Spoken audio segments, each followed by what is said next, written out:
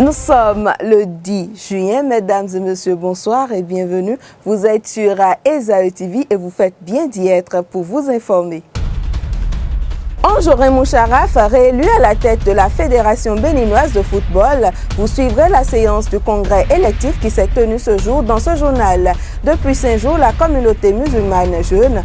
Un imam reviendra sur les bienfaits du jeûne musulman. Et le Café Média Plus, à 2 ans, vous suivrez le 100e numéro des causeries du CMP.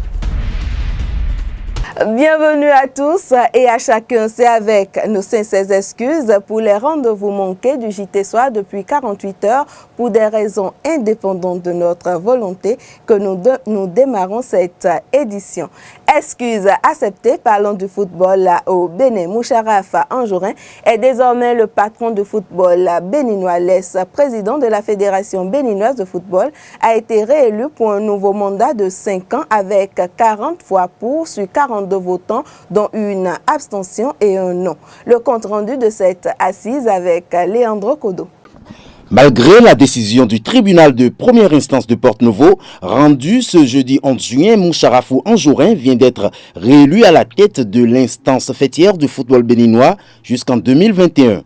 Le congrès électif de la Fédération béninoise de football s'est donc tenu ce vendredi 12 juin au Palais des Congrès de Cotonou, tel annoncé par le comité de normalisation de football, en présence des délégués de la FIFA, Constant Omari, et celui de la CAF, Sidi Diallo, président de la Fédération ivoirienne de football.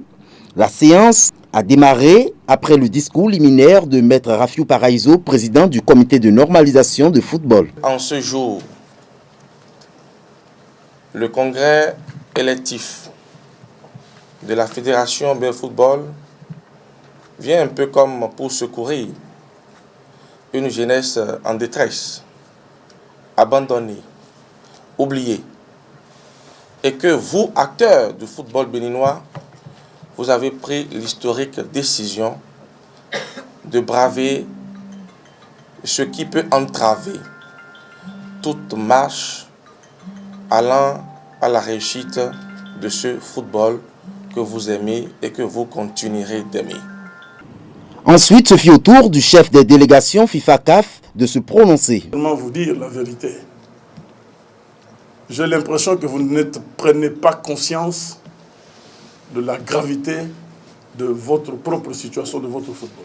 Nous sommes à l'hôtel avec vos jeunes joueurs qui sont dans l'incertitude, qui ne savent même pas s'ils doivent jouer ou pas.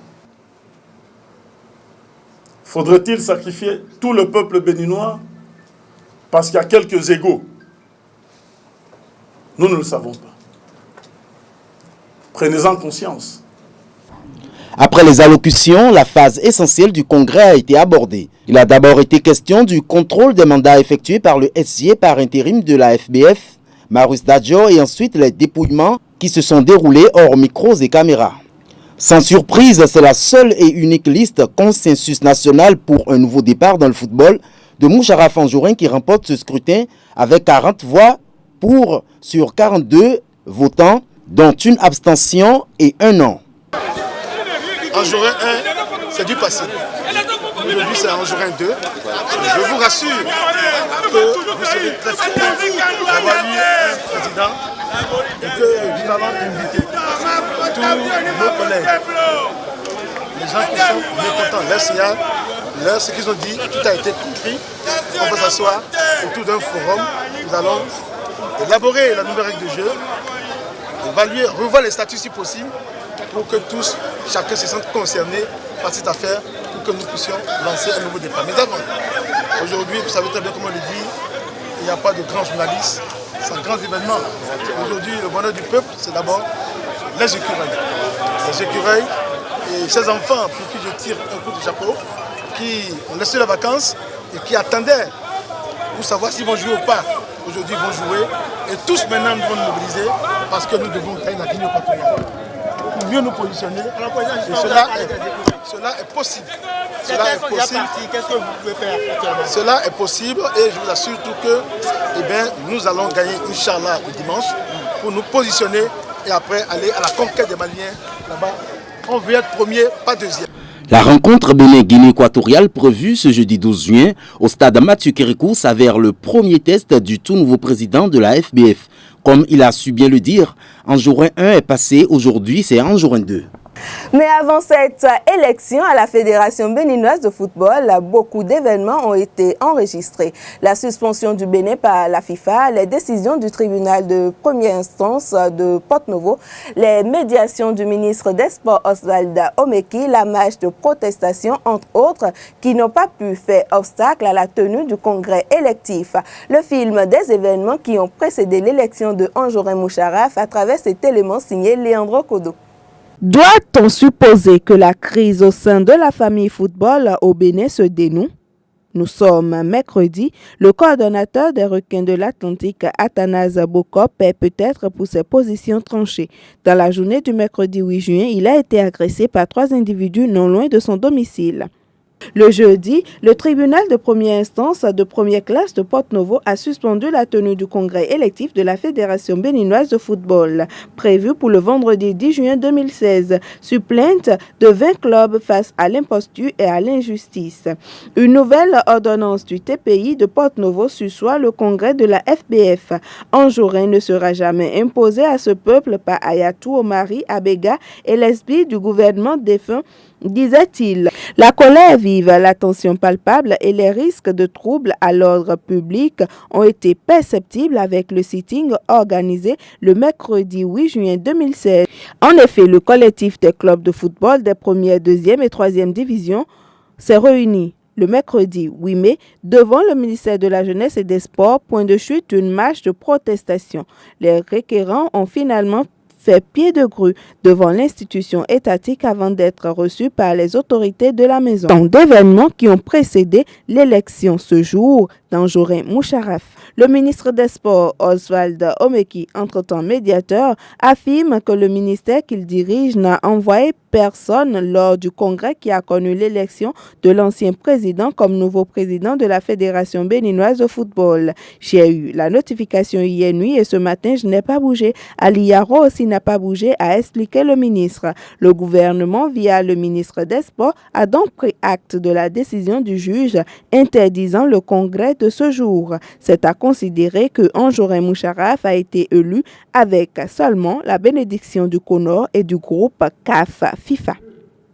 Le rendez-vous hebdomadaire des professionnels des médias a tenu son 100e numéro ce jour. Ce numéro de Café Média Plus coïncide avec les 2 ans d'existence de l'initiative. Le thème de la séance est la qualité de l'information traitée par le journaliste.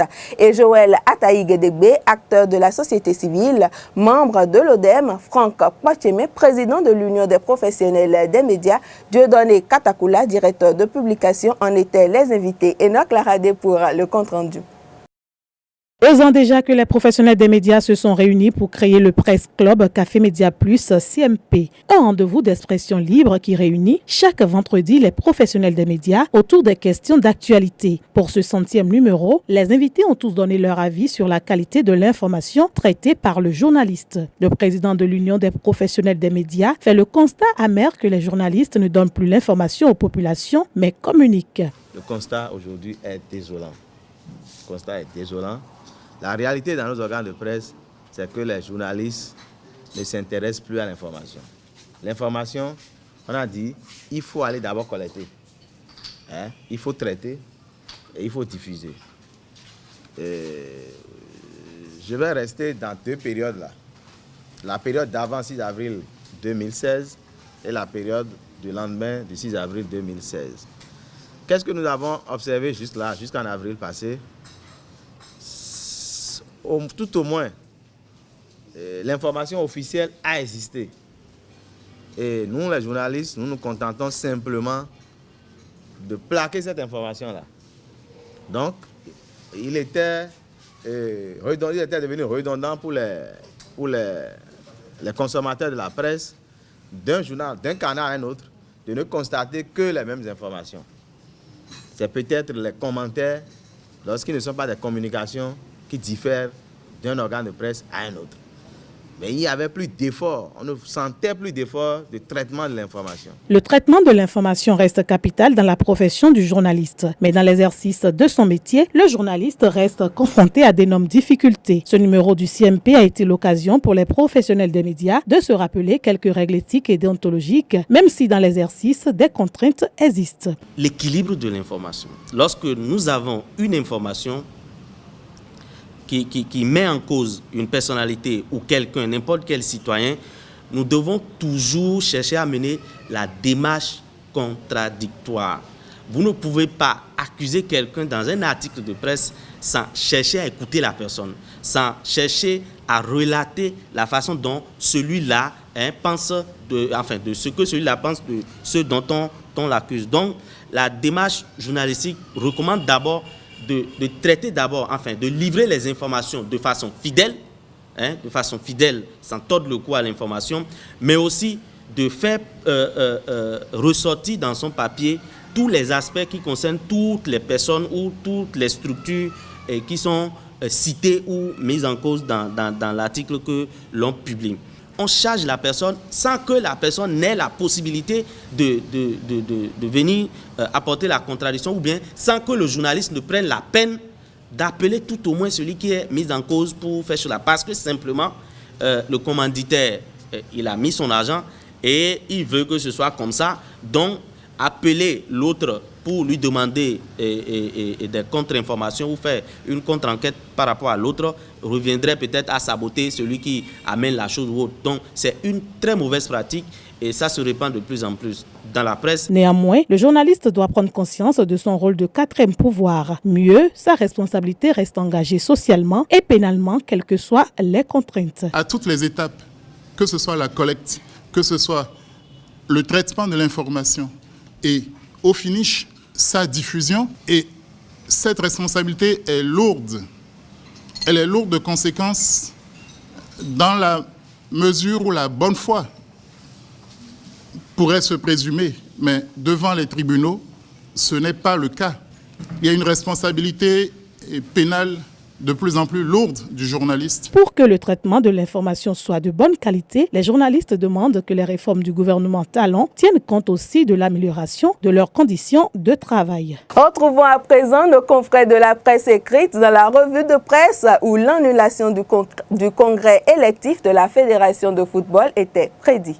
Le coopérant a affiché à la une de sa livraison de ce jour qu'il y a règlement de compte dans l'administration publique, ce qui tend vers l'installation d'un régime totalitaire. Le coopérant poursuit que le silence de la Cour constitutionnelle est inquiétant. Financement du développement du Bénin. Notre Voix analyse que le gouvernement a du mal à mobiliser les ressources propres de l'État. Ce quotidien précise que le ministre des Finances est instruit pour mettre en œuvre des mesures de recouvrement des recettes. Toujours à la une de Notre Voix, prétendue rencontre entre Talon et Yayi à Cotonou, pure intoxication pour distraire les Béninois. Pourquoi tant de haine envers l'ancien chef de l'État après 10 ans de sacrifice, interroge le quotidien Notre Voix. Restons toujours avec Notre Voix pour aborder les causes de l'insécurité grandissante au Bénin. Le ministre Saka Lafia désavoue Roger Gbenyonvi. L'ancien régime n'a rien à voir avec les braquages. Gbenyonvi doit faire preuve de retenue.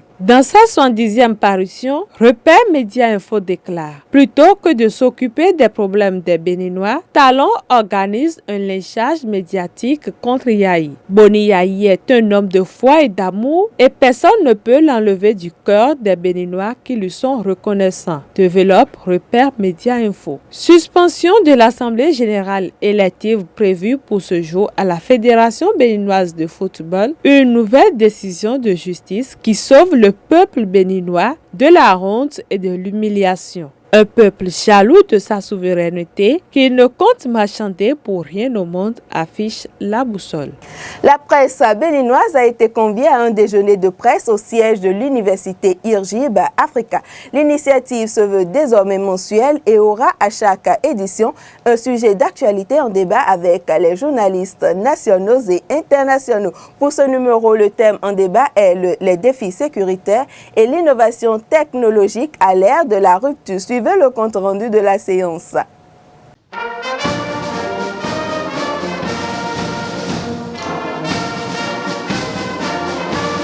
C'est un déjeuner de presse qui a connu la présence de plusieurs acteurs des médias, mais aussi celle de quelques étudiants de l'Institut régional du génie industriel, des biotechnologies et sciences appliquées IRGIB Africa. Pour ce tout premier numéro, il était question de débattre sur le thème « Les défis sécuritaires et l'innovation technologique à l'ère de la rupture ». Aujourd'hui donc, il est question pour nous de régler le problème des braquages ou de contribuer à régler le problème des braquages, de contribuer à régler le problème du terrorisme qui est à notre porte ou à nos portes. Nous devons également savoir qu'au-delà de ce terrorisme dont nous parlons et dont nous avons peur, il y a le grand banditisme, le brigandage, et il y a également ce que j'évoquais tout à l'heure, ceux qui sont fâchés, les révoltés, qui se préparent. Au menu du déjeuner, des pâtisseries et jus de fruits made in Egypt Africa ont été consommés par l'assistance. En file indienne, le service s'est effectué dans une ambiance de convivialité.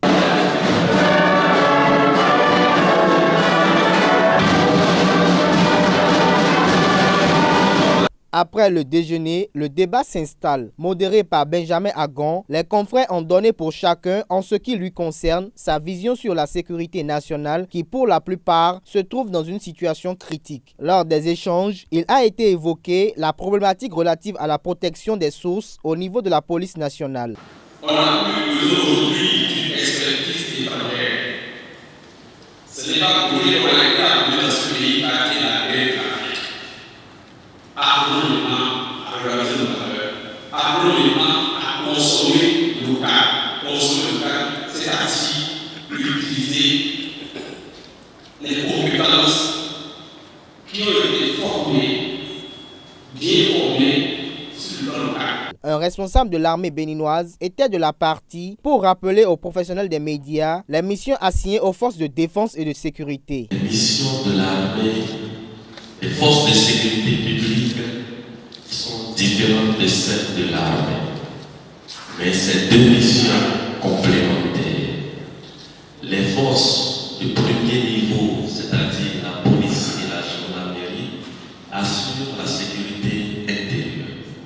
La mission de l'armée, c'est la défense opérationnelle du territoire. Mais ces forces de défense ont l'obligation de porter aide et assistance aux forces de sécurité publique en cas de besoin. Le déjeuner s'est achevé par une visite guidée de la bibliothèque et des divers laboratoires, à savoir ceux de la médecine, de la pharmacie, de la fabrication des produits agroalimentaires, de la balistique et bien d'autres de l'Institut. IRGIB Africa dispose des moyens modernes et efficaces afin de lutter contre les menaces terroristes au profit de l'Afrique de l'Ouest. Depuis 5 jours déjà, le mois de Ramadan a débuté chez les fidèles musulmans.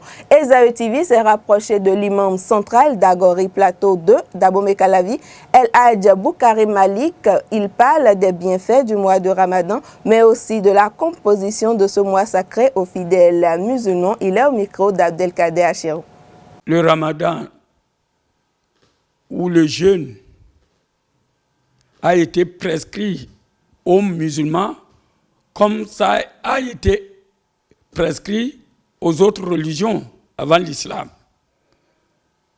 Le mois de Ramadan, c'est un mois d'amour, de solidarité, de joie qu'il faut partager avec les uns et les autres. Et c'est dans le mois dans lequel il faut s'abstenir de manger de l'aube jusqu'au soir, de boire. Et ça interdit aussi les relations intimes sexuelles pendant la journée. Mais la nuit, Dieu nous a donné son accord. Quand on dit s'abstenir, ce n'est pas seulement de manger, de boire ou d'abstenir de s'approcher de sa femme. Il y a d'autres choses qui sont importantes, comme le mensonge. Il faut s'abstenir de mentir, de voler, d'escroquer, de corrompre, de détourner, la haine gratuite, les accusations gratuites, tout ça là, quand tu es dans le carême, il faut s'abstenir de tout ça là. Le mois de Ramadan est divisé en 3 décades. La première décade qui est les premiers 10 jours. Là, c'est la bénédiction de Dieu. Et dans la deuxième décade,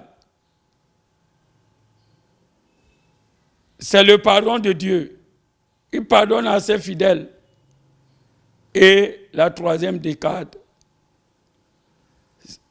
les 10 jours restants là, c'est de te donner son paradis.